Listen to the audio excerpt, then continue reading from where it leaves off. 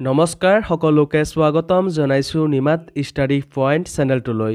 আজি আমি এই ভিডিঅ'টোৰ মাধ্যমেৰে BA second semester political science unit 1ৰ সকলোবোৰ মোষ্ট ইম্পৰ্টেণ্ট ৰচনাধৰ্মী প্ৰশ্নোত্তৰ আলোচনা কৰিম।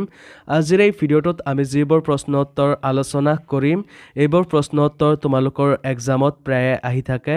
চ' ভিডিঅ'টো প্লিজ শেষলৈকে চাবা। যদি তুমি এতিয়ালৈকে এই চেনেলটো ছাবস্ক্ৰাইব কৰা নাই তেন্তে প্লিজ চেনেলটো ছাবস্ক্ৰাইব কৰি দিবা আৰু এইটো ভিডিঅ' তোমালোকৰ বন্ধু বান্ধৱী অথবা পলিটিকেল ছায়েন্সৰ হোৱাটছআপ গ্ৰুপত শ্বেয়াৰ কৰি দিবা। মৰমৰ ছাত্ৰ ছাত্ৰীসকল, এইটো ভিডিঅ'ৰ ডেছক্ৰিপশ্যনত BA ছেকেণ্ড ছেমিষ্টাৰ পলিটিকেল ছায়েন্সৰ সকলো ইউনিটৰ ভিডিঅ'ৰ প্লেলিষ্টৰ লিংক দিয়া আছে। তাত ক্লিক কৰি তোমালোকে সকলো ইউনিটৰ ভিডিঅ'বোৰ চাই ল'বা। চ' ব'লা তেন্তে বেছি পলম নকৰি আজিৰ ভিডিঅ'টো আমি আৰম্ভ কৰোঁ। ৰচনাধৰ্মী প্ৰশ্ন উত্তৰ। 1 নম্বৰ প্ৰশ্ন, সংবিধানৰ প্ৰস্তাৱনাত অন্তৰ্ভুক্ত থকা লক্ষ্য আৰু উদ্দেশ্যসমূহ আলোচনা কৰা। উত্তৰ, ভাৰতীয় সংবিধানৰ প্ৰণেতাসকলে নাগৰিকৰ অধিকাৰ সুদৃঢ়ভাৱে প্ৰতিষ্ঠা কৰাৰ লক্ষ্যৰে প্ৰস্তাৱনাত কিছুমান মৌলিক লক্ষ্য আৰু আদৰ্শ উল্লেখ কৰিছে। এই আদৰ্শ আৰু লক্ষ্যসমূহ তলত আলোচনা কৰা হ'ল। ক. ন্যায়। ভাৰতবৰ্ষৰ সংবিধানৰ প্ৰস্তাৱনাত ন্যায় প্ৰতিষ্ঠাৰ ওপৰত বিশেষ গুৰুত্ব আৰোপ কৰা হৈছে। প্ৰস্তাৱনাত ন্যায়ৰ 3 ধৰণ উল্লেখ কৰা হৈছে। সেইসমূহ হ'ল: 1. সামাজিক ন্যায়। ভাৰতীয় নাগৰিকসকলক সামাজিক ন্যায় প্ৰদানৰ উদ্দেশ্যে সকলোৰে বাবে সমান আৰু ন্যায়ালয়ৰ ব্যৱস্থা নিশ্চিত কৰা হৈছে। 2. অৰ্থনৈতিক ন্যায়। প্ৰস্তাৱনাৰ এটা গুৰুত্বপূৰ্ণ আদৰ্শ হৈছে অৰ্থনৈতিক ন্যায় প্ৰতিষ্ঠা কৰা, যাতে সমাজৰ সকলো শ্ৰেণীৰ লোকেই ন্যায্য অৰ্থনৈতিক সুযোগ লাভ কৰে। 3. ৰাজনৈতিক ন্যায়। প্ৰস্তাৱনাৰ আন এটা প্ৰধান লক্ষ্য হৈছে ৰাজনৈতিক ন্যায় প্ৰদান কৰা। ইয়াৰ অৰ্থ হ'ল সকলো নাগৰিকে ৰাজনৈতিক অংশগ্ৰহণ, নিৰ্বাচনত প্ৰতিদ্বন্দ্বিতা কৰা আৰু ভোটদানৰ অধিকাৰ লাভ কৰা। খ. স্বাধীনতা। ভাৰতীয় সংবিধানৰ প্ৰস্তাৱনাত প্ৰতিজন নাগৰিক চিন্তা প্ৰকাশ, বিশ্বাস আৰু উপাসনাৰ স্বাধীনতা প্ৰদান কৰাৰ কথা স্পষ্টভাৱে উল্লেখ আছে। গ. সমতা। সংবিধানত অন্তৰ্ভুক্ত মৌলিক অধিকাৰসমূহৰ জৰিয়তে সামাজিক, অৰ্থনৈতিক আৰু ৰাজনৈতিক সমতা নিশ্চিত কৰাৰ ব্যৱস্থা কৰা হৈছে। ইয়াৰ উপৰি আইনৰ দৃষ্টিত সকলো নাগৰিক সমান বুলি ঘোষণা কৰা হৈছে। খ. ভাতৃত্ববোধ। ভাৰতবৰ্ষ এখন বহুজাতিক আৰু বৈচিত্ৰ্যময় দেশ। ইয়াত বসবাস কৰা বিভিন্ন জাতি আৰু জনগোষ্ঠীৰ মাজত ভাতৃত্ববোধ গঢ়ি তোলাত সংবিধানে বিশেষ গুৰুত্ব আৰোপ কৰিছে। ঙ. একতা আৰু অখণ্ডতা। ৰাষ্ট্ৰৰ একতা আৰু অখণ্ডতা সংৰক্ষণ কৰাটো অতি আৱশ্যক। সেয়ে প্ৰস্তাৱনাৰ এটা মুখ্য লক্ষ্য হৈছে জাতীয় একতা বজাই ৰখা আৰু ৰাষ্ট্ৰীয় অখণ্ডতাত অটুট ৰখা। ভাৰতীয় সংবিধানৰ প্ৰস্তাৱনাত উল্লিখিত এই আদৰ্শসমূহ যদি বাস্তৱ ক্ষেত্ৰত সফলভাৱে প্ৰয়োগ কৰা যায় তেন্তে ভাৰতবৰ্ষৰ সাৰ্বভৌমত্ব, ভাৰতীয় ঐক্য আৰু অখণ্ডতা সুদৃঢ়ভাৱে ৰক্ষা পাব। মৰমৰ ছাত্ৰ ছাত্ৰীসকল, ভিডিঅ'টো আগবঢ়োৱাৰ আগতে এটা সুখবৰ। তোমালোকৰ বাবে আমি অতি কম মূল্যত মাত্ৰ 59 টকাত BA second semester political science complete question answer guide প্ৰস্তুত কৰিছোঁ, য'ত প্ৰতিটো ইউনিটৰ A to Z প্ৰশ্ন উত্তৰ বিশদভাৱে আলোচনা কৰা হৈছে। যিবোৰ প্ৰশ্ন উত্তৰ পঢ়িলে তোমালোকৰ পৰীক্ষাত 100% কমন পৰাটো নিশ্চিত। যোৱা বছৰ হাজাৰ হাজাৰ ছাত্ৰ ছাত্ৰীয়ে এই ই-বুকটো কিনিছিল আৰু তেওঁলোকে পৰীক্ষাত ভাল ফলাফল দেখুৱাবলৈ সক্ষম হৈছিল। তোমালোকেও যদি মাত্ৰ 59 টকাত এই ই-বুকটো পাৰচেছ কৰিব বিচৰা তেন্তে এইটো ভিডিঅ'ৰ ডেছক্ৰিপশ্যন বা পিন কমেণ্টত দিয়া লিংকত ক্লিক কৰি ই-বুকটো ডাইৰেক্ট ডাউনলোড কৰি লৈ লোৱা অথবা স্ক্ৰীণত দিয়া হোৱাটছআপ নাম্বাৰত আমাৰ টীমৰ লগত কণ্টেক্ট কৰি নিশ্চিন্ত মনে ই-বুকটো পাৰচেছ কৰি লৈ লোৱা। ধন্যবাদ।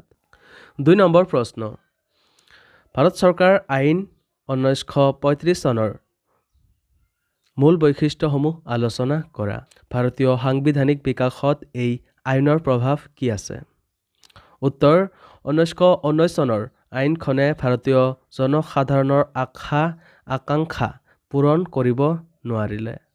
ইয়াৰ ফলস্বৰূপে ভাৰতত ব্ৰিটিছ বিৰোধী আন্দোলন আৰু কাৰ্যকলাপ ক্ৰমান্বয়ে তীব্ৰ হৈ উঠিছিল। সেইবাবে ব্ৰিটিছ চৰকাৰে 1931 আৰু 32 চনত ভাৰতীয় জাতীয় নেতাসকলৰ সৈতে 3খনকৈ ঘূৰণীয়া মেজমেল অনুষ্ঠিত কৰি ভাৰতীয় জনসাধাৰণক স্বশাসন প্ৰদানৰ বিষয়ে কিছুমান গুৰুত্বপূৰ্ণ সিদ্ধান্ত গ্ৰহণ কৰে। এই সিদ্ধান্তসমূহৰ পৰিণতিস্বৰূপে 1935 চনত ব্ৰিটিছ সংসদত ভাৰত চৰকাৰ আইন 1935 গৃহীত হয়। ভাৰত চৰকাৰ আইন 1935 চনৰ প্ৰধান বৈশিষ্ট্যসমূহ তলত আলোচনা কৰা হ'ল। ক. ব্ৰিটিছ সংসদৰ সাৰ্বভৌমত্ব। এই আইনখনে সংবিধান সংশোধনৰ ক্ষমতা ব্ৰিটিছ সংসদৰ হাততেই ৰাখি সংসদৰ সৰ্বোচ্চ ক্ষমতা পুনৰ প্ৰতিষ্ঠা কৰে। খ. ভাৰতীয় পৰিষদৰ বিলুপ্তি। 1935 চনৰ আইনখনে 1858 চনৰ পৰা চলি থকা ভাৰতীয় পৰিষদৰ বিলুপ্তি ঘটাই তাৰ পৰিৱৰ্তে ৰাষ্ট্ৰৰ সচিবক সহায় কৰিবলৈ কিছুমান উপদেষ্টাৰ ব্যৱস্থা কৰে। গ. সৰ্বভাৰতীয় যুক্তৰাষ্ট্ৰ। এই আইনখনে সকলো প্ৰদেশক অন্তৰ্ভুক্ত কৰি এখন সৰ্বভাৰতীয় যুক্তৰাষ্ট্ৰ গঠনৰ ব্যৱস্থা কৰে। খ. কেন্দ্ৰত দ্বৈত শাসন। এই আইনখনে পূৰ্বে প্ৰদেশসমূহত চলি থকা দ্বৈত শাসন ব্যৱস্থা বাতিল কৰি তাৰ পৰিৱৰ্তে কেন্দ্ৰীয় চৰকাৰত দ্বৈত শাসন প্ৰৱৰ্তন কৰে। ঙ. দ্বিসদনীয় বিধানমণ্ডল। এই আইন অনুসাৰে যুক্তৰাষ্ট্ৰীয় বিধানমণ্ডলখন দ্বিসদনীয় কৰা হয়। ইয়াৰ উচ্চ সদনখন ৰাজ্যসভা আৰু নিম্ন সদনখন যুক্তৰাষ্ট্ৰীয় বিধানসভা নামেৰে পৰিচিত আছিল। সাংবিধানিক বিকাশত ভাৰত চৰকাৰ আইন 1935 চনৰ প্ৰভাৱ।